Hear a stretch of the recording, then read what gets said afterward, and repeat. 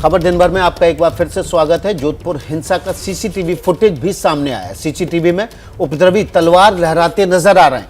इस वक्त की बड़ी खबर है, जोधपुर हिंसा से जुड़ी हुई जोधपुर हिंसा का सीसीटीवी फुटेज सामने आया है। जोधपुर हिंसा के सीसीटीवी फुटेज में दंगाई जो है वो तलवार लहराते नजर आ रहे हैं। ये संभवतः कबूतर चौक इलाके का सीसीटीवी फुटेज है, जहां पर दुकानों में तोड़फोड़ की गई थी और उसके बाद यहां पर बच्चों पर भी हमला किया गया था। लेकिन ये सीसीटीवी फुटेज में लोग तलवारें लहराते नजर आ रहे हैं, दंगाई तलवारें लहराते नजर आ रहे हैं।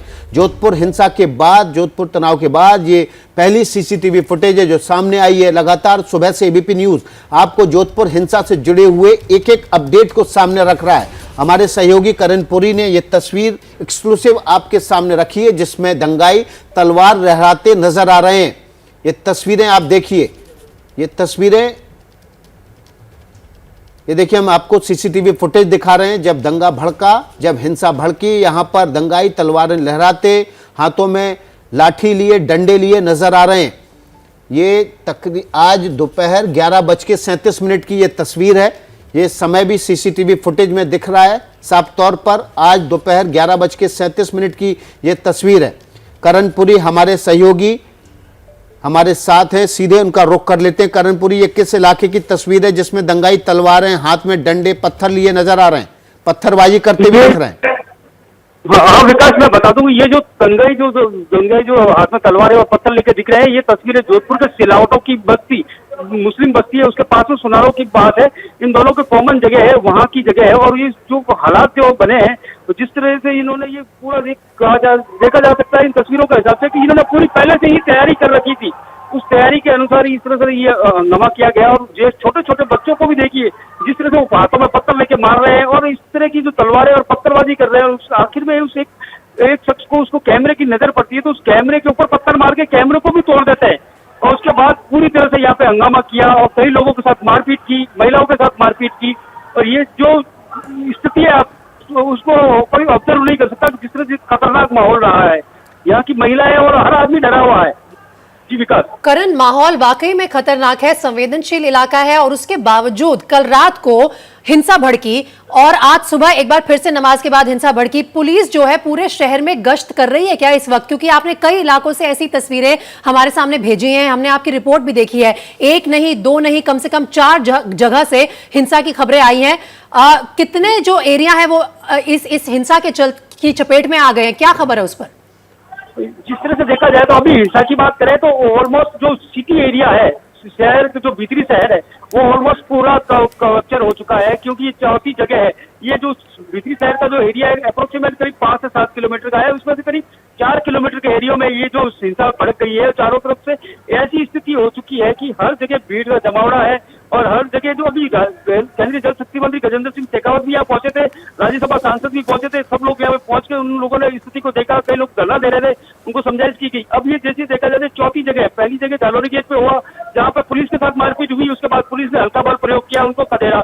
उसके बाद जो सेकंड जगह हुई कबूतरों का चौक, जहाँ पर जो उन लोगों ने मारपीट की, एक 5 साल की बच्ची का पांव तोड़ दिया और 3-4 दुकानों पर लूटा। उसके बाद जो नेक्स्ट घटना हुई वो विधायक के घर के बाहर, जहाँ पर उन्होंने गाड़ी को जला दिया और लोगों के साथ मारपीट की। और ये चौथी जगह सुनारों के पास, सिलावटों के पास थी, जहाँ पर लोगों के साथ मारपीट की गई, तेजाब की बोतलें डाली गई और कई लोगों के साथ अभद्र व्यवहार भी किया गया महिलाओं के साथ। जी, तो करण पुरी हमारे सहयोगी जोधपुर से सबसे पहले ये खबरें आप तक पहुंचा रहे हैं। सबसे आगे रखा उन्होंने एबीपी न्यूज को और एबीपी न्यूज के दर्शकों को। जोधपुर हिंसा से जुड़ी कोई भी खबर सबसे पहले करण पुरी के जरिए आप सिर्फ एबीपी न्यूज पर देखेंगे। करण पुरी, ये जो तस्वीर आप लेके आए, एक्सक्लूसिव तस्वीर है। सुबह से लगातार आप एक्सक्लूसिव तस्वीरें इस हिंसा से जुड़ी हुई एबीपी न्यूज पर दिखा रहे हैं। ये जो तस्वीर है, इसमें पत्थर, डंडे, तलवारें, लाठी, सब कुछ है इनके हाथ में। पहले से प्लानिंग थी, पहले पुलिस पर हमला, फिर बस्ती पर हमला, फिर लोगों की दुकानों पे हमला, बच्चों को भी नहीं बख्शा इन दानवों ने। जी विकास, मैं बता दूं कि इन दानवों की ये जिस तरह से देखा और सोचा समझा लग रहा था। जिस समय सुबह नमाज हुई उस दौरान एकदम शांति का माहौल था। उस समय ऐसा लग रहा था कि कुछ नहीं होगा। जैसे ही नमाज हुई एकदम इकट्ठा हुआ, भीड़ भाड़ हुई। भीड़ भाड़ होते ही उन लोगों ने पुलिस के साथ मारपीट की। ठीक है, मारपीट करके और पुलिस वालों को नहीं बख्शा। आप सोचिए, ऐसी स्थिति थी तो आप सोच नहीं सकते कि इन लोगों ने पूरा ये एक से सोचा था कि ईद का दिन इन्होंने तय कर रखा था हमें क्या करना है, किस तरह से मारपीट करनी है, किस तरह से तोड़फोड़ करनी है। कई लोगों के जो मकानों तक को क्षतिग्रस्त किया है। लोगों के इतना डर खौफ के माहौल है कि जोधपुर पूरा सन्नाटे की तरह हो रहा है। जी, डर और खौफ का माहौल है, लेकिन इस बीच भी हमारे संवाददाता करण पुरी लगातार ग्राउंड जीरो से आपको ये रिपोर्ट्स दिखा रहे हैं और ये पहली सीसीटीवी फुटेज आई है सामने जो एक्सक्लूसिवली आप सिर्फ एबीपी न्यूज पर देख पा रहे हैं। किस तरह से लग रहा है कि दंगाई जो थे वो पूरी तरह से तैयार थे, लाठी हो, पत्थर हो और हर तरह का सामान लेके आए थे। सुरक्षा बलों पर भी उन्होंने पत्थरबाजी की है और लोग भी आए हैं उनकी चपेट में। करण पुरी को एक जरूरी रिपोर्ट हम तक पहुंचानी है, उसके लिए हमको उनको छोटा सा ब्रेक देना होगा। करण पुरी, आप वो जो रिपोर्ट हमें भेजने वाले एक्सक्लूसिव वो भेज दीजिए, उसके बाद हम आपके पास दोबारा जुड़ेंगे और दोबारा आपसे पूरी रिपोर्ट की जानकारी लेंगे। हमारे साथ मनीष शर्मा भी इस खबर पर ज्यादा जानकारी के साथ जुड़ गए हैं। लगातार हम जोधपुर हिंसा से जुड़े हुए सवाल भी उठा रहे हैं और तस्वीरें भी आपके सामने दिखा रहे हैं। मनीष शर्मा, नई तस्वीर सामने आई है जो चौथी घटना हुई थी हिंसा की, उसमें दिख रहा है कि यहाँ पर दंगाई तलवारें, लाठी, डंडे, पत्थर लेके आए हुए। पुलिस ने धारा 144 क्यों नहीं लगाई? क्यों नहीं, जब कल रात से लगातार हिंसा हो रही थी तो इस हिंसा को रोकने के लिए शहर में कर्फ्यू नहीं लागू किया?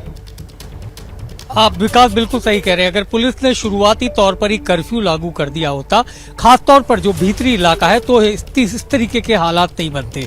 लेकिन अब जो सीसीटीवी की फुटेज है उनमें एक बात तो बिल्कुल साफ हो चुकी है कि ये जो दंगा भड़का है ये सुनियोजित था। इसके बारे में पहले से प्लानिंग की जा चुकी थी। जिस तरीके से तलवार, पत्थर, लाठी और तमाम चीजों का इस्तेमाल करते दिख रहे हैं लोग सीसीटीवी फुटेज में, उससे ये बात साबित है कि अब ये हिंसा का दौर इतनी आसानी से नहीं रुकने वाला, जब तक कि प्रशासन पूरे इलाके में, खासतौर पर जोधपुर का जो भीतरी इलाका है, जिन दो जगह की हम बात कर रहे हैं वो है सिलावटों का बास और सुनारों का बास, यहाँ पर भी हिंसा भड़की थी। लेकिन ऐन वक्त पर केंद्रीय मंत्री और पुलिस बल वहां पहुंचा, लोगों को समझाया और उसके बाद लोगों को समझा बुझाकर उनके घर भेजा गया। लेकिन हैरानी की बात यह है कि अब तक जिला प्रशासन ने, जिला कलेक्टर ने इस पूरे इलाके में कर्फ्यू लागू नहीं किया। यहाँ तक कि धारा 144 जो सबसे अहम और सबसे पहला कदम होता है, यदि उसे भी लागू किया जाता तो कम से कम लोगों की भीड़ नहीं उमड़ती। तो ये एक प्रशासनिक विफलता है कि अगर समय रहते नतीजे पर नहीं पहुंचा जाता, कोई फैसला नहीं लिया जाता, तो उसकी परिणति कुछ इस तरीके से होती है। अब पुलिस को ये देखना होगा कि सीसीटीवी फुटेज में जो लोग इस तरीके से घातक हथियार, डंडे और दूसरी चीजें लेकर घूम रहे हैं, उनका मकसद क्या था, किस तरीके से उन्होंने इस चीजों को इकट्ठा करके अपने घरों में रखा। तो ये सबसे अहम जानकारियां इन सीसीटीवी फुटेज के जरिए सामने आ रही है। मनीष, ना सिर्फ ये प्रशासनिक विफलता है लेकिन राजनीतिक तौर पर भी अशोक गहलोत फेल हुए हैं। पूरा तनावपूर्ण माहौल है। जोधपुर उनका गृह जिला है और आज 12 घंटे बाद वो अपना पहला बयान देते हैं। उसमें उन्होंने कहा कि हम सिर्फ यहां पर सबसे अपील कर रहे हैं कि आप शांति बनाए रखिए। तो बहुत जायज सी बात है कि भारतीय जनता पार्टी अब उन्हें घेरेगी इस मुद्दे पर और लगातार प्रतिक्रिया भी आ रही है भारतीय जनता पार्टी के तमाम बड़े नेताओं की। एबीपी न्यूज आपको रखे आगे।